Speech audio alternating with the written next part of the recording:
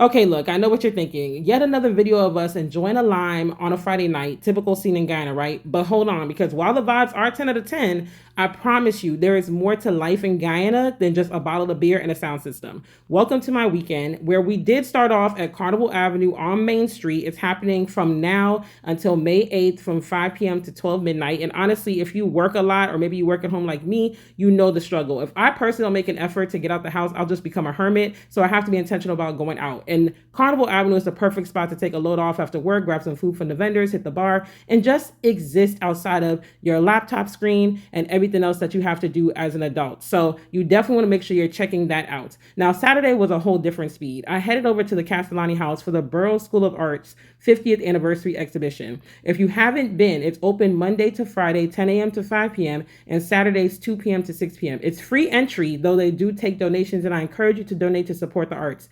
This building also has so much soul. Now, fun fact, back in the day, it was called the Residence because President Forbes Burnham lived here. And here's a little family tea. My mom actually grew up running around this house, y'all. Burnham was my mom's godfather because he and my late grandfather, the late Honorable Leonard Durant, were best friends. Now, before it was a presidential home, it was actually built in 1883 for George Genman, the guy who supervised the Botanical Gardens. Since 1993, it's been the National Art Gallery that it is today. Now, this specific exhibition is only on until April 30th. So please make sure you go and support our local artists before it's gone. The architecture in this place is absolutely stunning. I know back in the day, it was even more of a showpiece than it still is today.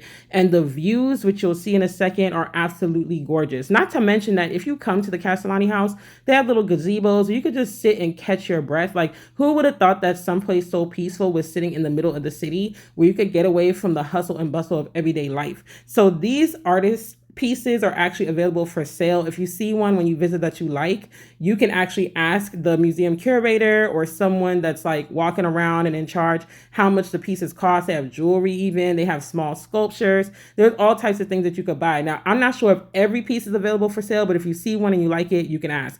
This was one of my favorites here. It says, I come here every day to talk to God, and he always comes and he listens, because period. I'm always going to take God through my day. I'm always going to start my day with God, and I'm always going to end my day with God. Period. So you can see me sitting here enjoying the breeze because your girl was hot, y'all.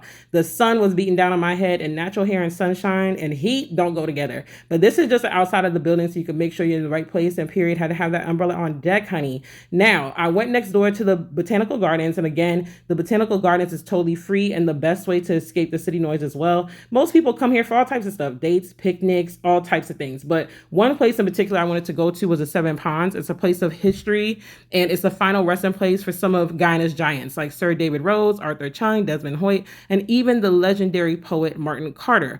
Burnham's mausoleum is right nearby too. Standing there just makes you realize, honestly, how much history is tucked away, again, right in the center of the city, y'all. Like, get out of the fetes and the parties sometimes and go learn about what your country has to offer. Like, learn about the history and so on and so forth. Take your kids. Like, these are things that are important. You don't want to lose the history. So yeah, Friday was for the lime, but Saturday was for the soul. So you can see the back of Castellani House here. The grounds is absolutely gorgeous. And either way, whether you want a party vibe or you want something more historical, more artsy, you can get both in Guyana. And that's just what I absolutely love. It's like there's something for everybody. There's really no excuse for you to be here and to be bored or to be like, oh, I don't know what to do. So get out, explore your city, y'all. Guyana is beautiful in so many ways, more than one.